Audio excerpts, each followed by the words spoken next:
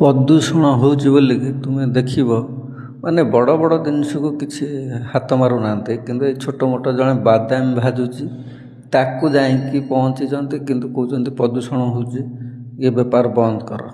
ମାନେ ଚିନ୍ତା କର, ବଡ଼ ବଡ଼ ଇଣ୍ଡଷ୍ଟ୍ରିଜ୍ ହେଉ, ଇଟା ଭାଟି ହେଉ, ମାନେ ଏମିତି ଯେଉଁ ଦୁନିଆ କଳକାରଖାନାରେ ପ୍ରଦୂଷଣ ହେଉଛି ସେ ଜିନିଷକୁ କେବେ ବନ୍ଦ ହେଉନାହିଁ। କିନ୍ତୁ ଜଣେ ବାଦାମ ଭାଜୁଛି, କିନ୍ତୁ ତାକୁ ବନ୍ଦ କରୁଛନ୍ତି କି ତୁମେ ପ୍ରଦୂଷଣ ହେଉଛି, ବାଦାମ ଭଜା ବନ୍ଦ କର। କାହିଁକି ନା ସିଏ ଶେଷରେ ରାଗିକି କହିଛି ବଡ଼ ବଡ଼ ଜିନିଷକୁ ବନ୍ଦ କରିକି ଆସ, ଆମେ ଅଟୋମେଟିକ୍ ବନ୍ଦ କରିବୁ।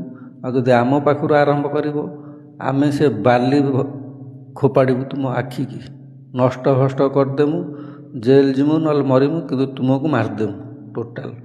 କାହିଁକିନା ତୁମେ ବଡ଼ ପଦରେ ଅଛ ବୋଲି ଯାହା ନାହିଁ ତାହା